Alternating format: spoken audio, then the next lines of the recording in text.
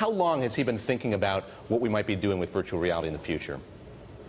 Zuckerberg told us that he's been writing 3D code, at least thinking about this kind of world, ever since he was in middle school or maybe younger. I mean, this is something that he sees as the future. And one thing he told us is it's very easy to imagine what our world might look like in 20 years. What's more difficult is making the path to get there. And what he thinks Oculus will do is it will make virtual reality something that is not just a gaming device, but something that is inherently social, the next communication device like mobile phones. Well, since you mention it, Sarah, let's dip into my Bloomberg, because as part of your story, there's an interactive sort of installation, if you like, where you see the Oculus and then you have all these sort of notifications from Facebook, funnily enough, on your screen, and then you can manipulate the screen and go different places and so forth, and it's a lot of fun.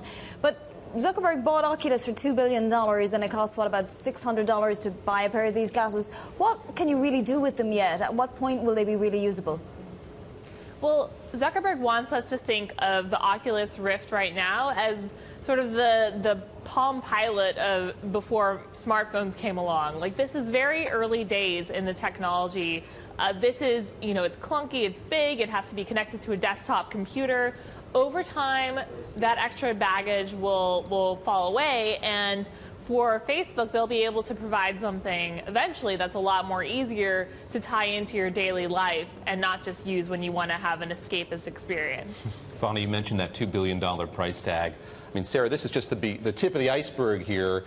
We're seeing Facebook make a really huge, sizable investment here in developing virtual reality technology.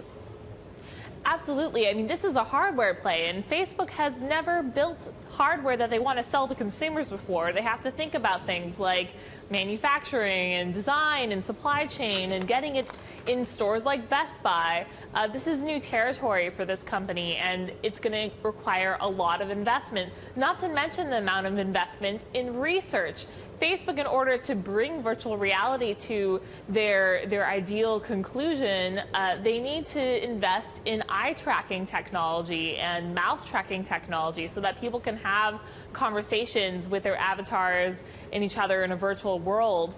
And so that's going to take people who are scientists, who they can set up in a lab to really try and tackle these problems that maybe are unsolvable, maybe they aren't, maybe they'll take longer than expected, but 20% of Facebook's budget for Oculus is going into these research initiatives.